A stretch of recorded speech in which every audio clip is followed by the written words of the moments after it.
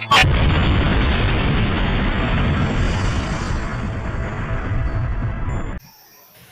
dulu pemain musik di dua dunia. Pada satu malam minggu saya main band dengan lagu-lagu barat, dan pada malam minggu lain saya nyanyi lagu-lagu orkes Melayu dengan lagu India. Jadi yang saya tahu, Habib dulu itu banyak tukang orkes, pemain suling Habib, pemain mandolin Habib, pemain gitar Habib, yang joget Habib juga. Pada mabuk, joget mabuk. Ini gue cerita pengalaman, Bib. Pengalaman saya nggak mau kata orang nggak, yang saya alami. Nah, itu Habib yang dulu muda mabuk itu, beberapa tahun yang lalu ketemu saya sudah bersorban, berjubah. Bang Haji Rhoma Irama memang mantap menceritakan Habib ini dulunya selagi Bang Haji Rhoma masih muda, ya tukang main gitar, main musik, yang nyanyi ya dia, terus yang main mandolin, main gitar, main gendang dan nyanyi dan berjoget-joget ini ya Habib itu zaman dulu.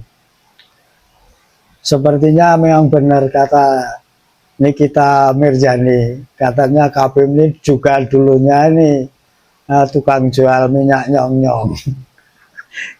Yang membuat pikiran waras kita sekarang ini kok bisa-bisanya sekarang pada mengaku cucu Nabi, zuriat Nabi, gelar Habib itu dianggap paling mulia, patut dicintai. Itu tadi sedikit cuplikan di depan ketika Bang Haji Rhoma Irama dalam satu ceramahnya dalam ribuan orang yang hadir, juga dikatakan kalau tempat Bang Haji Rhoma Irama mempunyai fasilitas ini yang nantinya dipersilahkan untuk deklarasi PWI se-Jabodetabek. Mantap. Siapa bilang katanya PWI nggak berani deklarasi di Jakarta? Ini buktinya sekarang Bang Haji Rhoma dalam video nanti yang akan kita tonton ini memfasilitasi. Lagian banyak cerita yang disampaikan oleh Bang Haji Rhoma nanti, bahwa beliau ini sudah umur 78 tahun. Selagi muda sudah memendam pertanyaan tentang Habib ini kurang lebih selama 50 tahun. Yang dulunya ya tukang main musik, main gitar, kok sekarang ini mengaku sebagai zuriatnya Nabi. Bahkan dalam kekhawatiran beliau pernah mengundang beberapa narasumber yang keren, terkenal, seperti Kiai Maduddin Al-Bantani sebagai pendobrak dari kemapanan nasab palsu Ba'alawi. Lantas Dr. Menasim Ali, kemudian Dr. Sugeng Sugiarto sebagai ahli DNA yang mengatakan Habib ini atau Ba'alawi ini Arab saja bukan. Jadi inilah pertanyaan-pertanyaan yang selama ini dipendam oleh Bang Haji Rhoma Irama akhirnya terjawab sudah, bahwa dari sekian klan-klan Ba'alawi yang ada di Nusantara ini dengan sepak terjangnya ini ternyata amat membahayakan negara kita, karena bisa disinyalir dari pemalsuan makam, kemudian mengaku kalau Nusantara ini Bintu Tarim, tanah Jawa ini milik Aulia Tarim, kemudian mengatakan kalau satu ulama alim ini dibanding dengan Habib bodoh satu orang saja 70 ulama alim ini masih kalah, dan banyak lagi. Jadi mari kita saksikan bagaimana ceramahnya Bang Haji Rhoma Irama yang begitu luar biasa, menohok para kabib yang mengaku sebagai cucu Nabi dan menohok para mukibin akut yang masih kekeh membela Ba'lawi. Nah, ini tolong saksikan benar-benar, karena ini bukan hoak. Ini Bang Haji Roma Irama ini sudah makan asam garam. Perjuangan dari sejak Orde Lama dulu, bagaimana dia berjuang sampai sekarang. Akhirnya jiwa pejuangnya tampil setelah melihat kenyataan selama ini tentang Ba'lawi. Setelah ditelusuri sampai sekarang ini dalam tanda kutip harus diwaspadai. Mari kita saksikan bersama-sama. Baik, tadi sudah begitu jelas dan gamblang tujuan didirikannya PWI, dan saya rasa umat Islam bahkan bangsa Indonesia wajib mendukung PWI. Setuju? Allahu Akbar. Allahumma sholli ala Muhammad. Allahumma sholli alaihi. Saya mau cerita boleh? Kenapa saya sampai satu titik akul yakin Ba'lawi bukan turunan Nabi. Ini ceritanya panjang. Ketika saya berusia 20 tahun, waktu itu saya masih menjadi remaja masjid ya. Ada satu tabligh ceramah agama di Masjid Ar-Rahmah di Tebet Timur, Jakarta Selatan. Nanti kalau siapa yang ke Jakarta, cari Tebet Timur. Di situ ada Masjid Ar-Rahmah, masjid lama, masjid tua. Itu tempat saya nongkrong-nongkrong dulu masih remaja. Nah, ketika ada sebuah ceramah agama di sana, adalah seorang habib tabligh dan saya mewakili pemuda masjid waktu itu. Tabligh ini, habib ini bilang begini, "Hei, kalau ada seorang habib, anak habib, dia mabuk-mabukan, dia berzina, dia berjudi, dia mencuri, jangan kata apa-apa." Ini orang Betawi nih habibnya nih. Ojo muni opo-opo. Ojo muni opo-opo. Menang kiai, diamkan saja. Itu dia cucu Rasulullah. Dia ahlu surga. Jangan dikata apa-apa. Ojo muni opo-opo. Menang ai. Pakai bahasa Jawa ini. Itu saya merasa terganggu dengan statement itu. Waduh, ini kayaknya bertentangan dengan al-Islam. Maka ketika giliran saya naik, saya bicara, anak koreksi antum. Setahu saya baca satu firman. Qala ta'ala, a'udzu billahi minasyaitonir rajim. Bismillahirrahmanirrahim. Ya ayuhan nas, inna khalaqnakum min dzakari wa untha wa ja'alnakum syu'uban wa qabaila lita'arafu. Inna akramakum 'indallah atqakum. Hai manusia, aku telah menciptakan kalian dari seorang laki dan perempuan. Dari sana aku jadikan kamu berbangsa-bangsa.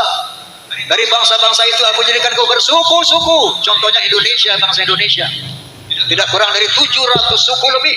Bayangkan, ada Sunda, ada Jawa, Aceh, Padang, Batak, dan banyak lagi yang lainnya. Ya namanya. Apa perintah Allah? Lita'arafu, saling mengenallah. Lita'arafu, saling menghormatilah. Inna akramakum 'indallahi atqakum. Ketinggian derajatmu di sisi Allah bukan dari mana bangsamu, bukan dari tinggi berapa jabatanmu, bukan dari berapa banyak hartamu, tapi sebanyak apa takwamu kepada Allah Subhanahu wa ta'ala. Wa qala Nabi sallallahu alaihi wasallam, la fadla li 'arabiyyin 'ala ajamiyin illa bi taqwa. Tidak ada kelebihan bangsa Arab dari yang bukan Arab kecuali takwa. Gitu Bib, saya bilang. Wa qala Nabi sallallahu alaihi wasallam aidan, al jannatu lil muttaqina walau kana 'abdan habasyian wan naru lil 'asina walau kana sayyidan quraisyan asimiyan. Surga itu buat orang-orang yang bertakwa walaupun dia budak dari bangsa Habsyi, dan neraka untuk orang-orang ahli maksiat walaupun dia sayyid Bani Quraisy, Bani Hashim, yang ini keturunan Nabi semuanya. Bahkan Rasulullah mengatakan, "Lau anna Fatimah bint Muhammadin sarqat laqata'tu yadaha." Seandainya Fatimah bint Muhammad mencuri, aku potong tangannya. Inilah al-Islam, dinul khalis. Rasulullah SAW adalah seorang nabi yang demokratis, tidak nepotis. Paham? Ini saya sampaikan. Ramai itu masjid malam itu. Wah ini Bang Haji ini. Waktu itu saya sudah mengcounter mereka. Arti bukan mengatar. Mengapa? Mengadakan apa? Perbandingan seperti itu. Besoknya dipanggil saya Gus sama sesepuh Habib. Yang notabene bapaknya juga. Oma, ente ngomong apa semalam di masjid? Saya jelaskan, bla bla bla bla. Habis ada Habib ngomong begini, maka saya jawab, bla bla bla bla. Mohon koreksi Habib. Apa dia bilang? Yang ente katakan semuanya benar, nggak ada yang salah. Tapi tolong, ucapan kayak gitu jangan disampaikan lagi kepada umat di mana-mana. Cukup di situ aja semalam aja. Jadi waktu itu Bang Haji Roma Irama ini sudah ukhuwah Islamiyah dicegah oleh Habib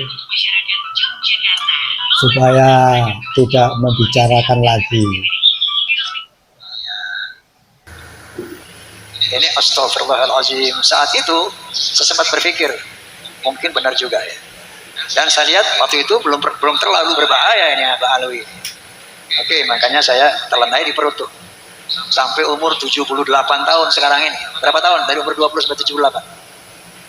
58 tahun saya pendam dalam perut. 58 tahun. Pak Alwi. Memendam Dan rasa saya itu. dalam perjalanan saya ini. Saya dulu pemain musik di dua dunia. Pada satu malam minggu saya main band dengan lagu-lagu barat. Dan pada malam minggu lain saya nyanyi lagu-lagu orkes Melayu dengan lagu India. Jadi yang saya tahu Habib dulu itu banyak tukang orkes. Tukang main orkes. Suling Habib. Habib Mandolin, dahulu. Habib. Pemain gitar Habib. Yang joget Habib juga. Ya, yang joget juga Habib juga. Joget mabuk. Ini gue cerita pengalaman, Bib. Pengalaman saya nggak mau kata orang enggak. Yang saya alami. Nah, itu Habib yang dulu muda mabuk itu.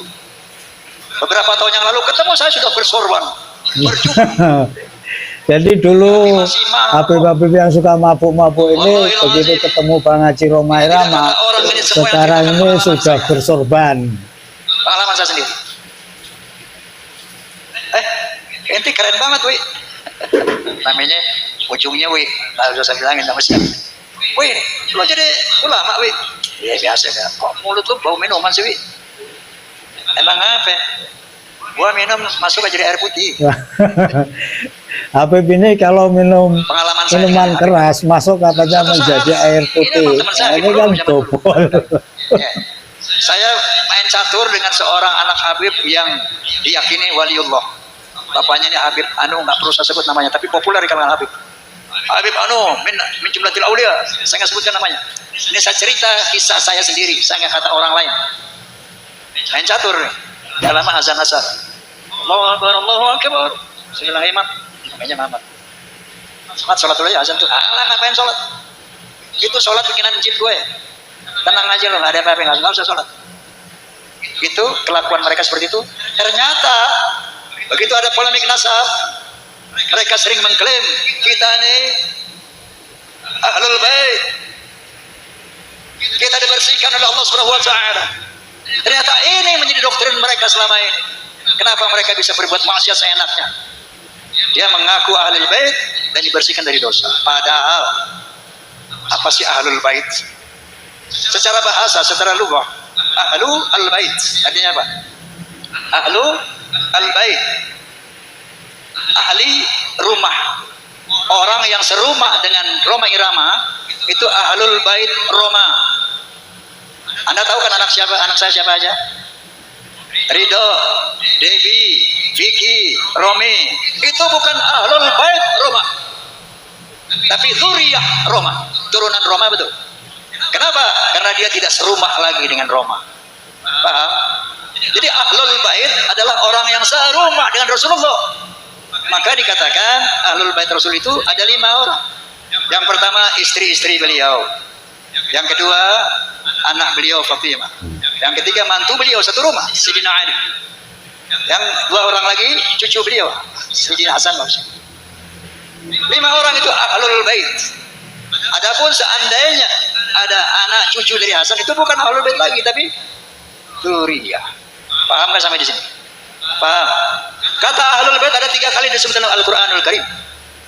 Ahlul Bait Nabi Musa, Ahlul Bait Nabi Ibrahim, dan Ahlul Bait Nabi Muhammad sallallahu alaihi wasallam. Allah. Ahlul Bait Nabi Ibrahim, ketika 3 orang malaikat menyamar sebagai manusia datang ke rumah Nabi Ibrahim alaihissalam ingin memberikan kabar gembira bahwa Siti Sarah yang sudah berusia tua renta akan dianugerahi seorang putra. Siti Sarah ini nggak percaya, ketawa, dia dipikir ini manusia biasa yang datang, padahal malaikat. Oh, mana mungkin, saya udah tua mau dikasih anak sama Allah, dia tertawa. Aduh, ata'jabina min amrillah rahmatullahi wa barakatuhu alaikum ahlal bait innahu hamidum majid. Malaikat itu berkata, apakah kamu ragu tentang perintah Allah yang memberikan rahmat dan barokah kepada kamu ahlul bait? Innahu hamidum majid. Allah itu maha terpuji dan maha mulia. Nah, ahlul bait Nabi Ibrahim saat itu siapa? 1, Ismail, yang kedua Siti Hajar, yang ketiga Sarah. 3 orang ini ahlul bait. Ketika punya anak namanya Ishak, setelah diberi anak, maka ahlul bait Nabi Ibrahim 4 orang. Nabi Ishak punya anak Nabi Yakub. Nabi Yakub punya anak 12. Ini bukan ahlul bait Nabi Ibrahim. Nabi Yakub dan 12 putranya itu adalah zuriyah Nabi Ibrahim, itrah Nabi Ibrahim, alu Ibrahim, bukan ahlul bait Ibrahim. Paham? Nah, kalau Alawi gini hari yang udah sering ngaku-ngaku ahlul itu adalah kocak. Balawi ngaku-ngaku ahlul bait. Makanya mereka berbuat sewenang-wenang karena di sana ada kalimat innama yuridullahu liyudhhiba ankum rijsa ahla baiti wal fa'irukum tatahira. Sesungguhnya Allah akan membersihkan dosa-dosamu dan akan mensucikan kamu sesuci-sucinya wahai ahlul bait. Ini dia pegang, ini didoktrinkan kepada turunannya sehingga mereka merasa bebas melakukan kejahatan apapun karena mereka akan dibersihkan dari dosa dan akan disucikan sesuci-sucinya. Padahal kalau kalian baca Al-Ahzab 28 sampai 33 jelas sekali bahwa ada satu kalimat ya nisa'an Nabi manjan min kunna bifasyatin sayi'atin yudha'af la adabu dhifain. Istri Nabi, kalau ada di antara kamu yang berbuat dosa yang nyata, azabku 2 kali lipat. Kalau itu. Walaupun kalau berbuat baik, pahalanya 2 kali lipat. Tapi berbuat dosa, kata Allah, dhifain 2 kali lipat. Lalu Allah mengatakan kepada istri Nabi yang notabene ahlul bait, apa kata Allah? Wa qarna fi buyutikunna wa la tabarrujna tabarrujal jahiliyatil ula wa aqimna shalah wa atina zakah wa ati'na Allah wa rasulah. Jangan kalian keluar rumah wahai istri-istri Nabi ahlul bait. Yang kedua, wala tabarrujna tabarrujal jahiliyatil ula, jangan berkelakuan seperti orang-orang jahiliyah. Tegakkan salat, bayar zakat, taati Allah dan Rasul. Baru innama yuridullahu yudhiba ankum rijsa ahlal bait. Baru aku bersihkan kamu dari dosamu dan aku bersihkan kamu sesuci-sucinya. Paham? Dipelintir ayat ini. Sehingga dia mengaku sebagai ahlul bait dan dia bebas berbuat kemungkaran apapun sampai berani menzinahi istri orang. Ada di Malangnya mengerikan. Sekali lagi saya nggak mau kata orang, yang saya tahu ada. Kenapa? Dia berpegang kepada ayat ini. Na'udzubillahi min dzalik. Seperti Kiai Abbas bilang tadi. Kenapa saya mengatakan hakul yakin? Bahwa bukan curian Nabi. Begitu saya lihat tesis Kiai Iman. Waktu itu saya masih netral. Artinya saya kepengen tahu kebenaran. Saya tunggu antitesis. Makanya saya undang dari Balawi, Ketua Rabitul Alawiyah. Siapa itu? Taufik Asegaf. Enggak datang. Saya undang Lutfi bin Yahya Pekalongan, juga nggak datang. Bahkan saya undang sahabat saya Ustadz Rizik Syihab. Jadi mereka ini ketika diundang oleh Bang Haji Roma Irama, nah akhirnya mereka membuat Rizik Syihab, Taufik Asgaf, Pak Lutfi Yahya, ini nggak ada satupun yang berani nongol. Luar biasa. Ya karena ketakutan. Dunia Islam sedunia. Kepalsuannya terbuka. Para nakoba, nasabah ya internasional yang bisa mengcounter mengantitesis Kiai Iman itu. Doakan beliau agar panjang umur. Amin. Ini perintah Allah Subhanahu wa taala kepada beliau. Hidayah Allah kepada beliau. Dari sana saya undang doktor siapa ahli biologi? Bukan, doktor Sugeng Sugiharto. Di podcast saya dia bilang dengan kemampuan dia, ilmu dia mengatakan, Bang Haji, Ba'alawi ini mustahil keturunan Nabi. Mustahil. Dari DNA-nya, kalau Rasulullah DNA-nya itu J1, Ba'alawi ini haplogrupnya G, Bang Haji. Mustahil turunan Nabi, jangan turunan Nabi, Arab saja bukan. Mustahil kalau Ba'alawi ini zuriyahnya Nabi, Arab saja bukan. Surat tes DNA hasilnya apa? Arabnya cuma 3%. Yang sekian puluh persen itu India, Kaukasus. Jangankan turunan Nabi, Arab saja bukan. Mantap. Saya baca lagi itu kalau sekarang nanti pulang klik HP-nya apa itu? Family Tree genetika.com. Family Tree genetika. Klik keluar tuh 183 Ba'alawi yang di Yaman dan di Indonesia, haplogrupnya G. Bisa dibaca oleh dunia internasional. Lalu saya undang lagi Profesor Menahem Adi, dia ahli filologi, menyatakan bahwa yang namanya Hazar Maut itu asalnya dari nama seorang Yahudi yang hijrah ke sana bernama Hazar Mawet. Hazar Mawet akhirnya menjadi nama Hadramaut. Nah mereka itu bukan turunan Nabi Ismail, jadi bukan bangsa Arab. Mustahil secara filologi Ba'alawi keturunan Nabi. Nah, dengan rangkuman 3 disiplin ilmu inilah, maka saya menyatakan di podcast saya, Bismillahirrahmanirrahim, asyhadu an la ilaha illallah wa asyhadu anna Muhammadar Rasulullah, haqqul yaqin, Ba'alawi bukan turunan Nabi. Ba'alawi bukan turunannya Nabi. Aku yakin Bang Haji Roma Irama mengatakan ini dalam podcastnya yang dulu-dulu pernah juga kita lihat. Islam wajib mendukung. Wajib mendukung. Kenapa? Gerakan mereka untuk menguasai Indonesia ini terstruktur, masif, sistemik. Dengan pembuatan kuburan-kuburan palsu. Tujuannya itu apa? Untuk memberi kesan kepada bangsa Indonesia 10, 20, 50, 100 tahun yang lalu. Tuh lihat bahwa Indonesia ini adalah milik Aulia Tarim. Lihat leluhur-leluhur kita ini, makam-makamnya di mana-mana. Yang kedua, mereka memalsukan atau mengklaim bahwa Wali Songo Ba'alawi, pahlawan-pahlawan Indonesia Ba'alawi, Diponegoro Habib, luar biasa penipuannya Ba'alawi. Habib, semuanya diklaim Habib. Sampai-sampai Roma Irama mau dihabibkan juga. Roma Irama mau dihabibkan juga. Satu Habib datang kepada saya, telepon. Ini Habib itu sahabat saya. Bang Haji, ente tuh Habib. Nah, terus, anda tahu ente Habib ini? Ayo ke Rabito, ente mesti bikin sertifikat. Ente punya sertifikat ente Habib ini. Ayo anda anterin, kapan mau ke Rabito? Makanya Jenderal Sudirman aja dihabibin. Pokoknya di sini kalau ada orang punya nama, yang kaya punya nama, dia bisa dihabibin, hati-hati. Begitu cara mereka menebar pengaruhnya itu. Orang yang punya pengaruh yang besar, Habib. Dikasih aja stempelnya. Ada yang bayar 400 juta, 500 juta. Ente Bang Haji nggak usah bayar, gratis.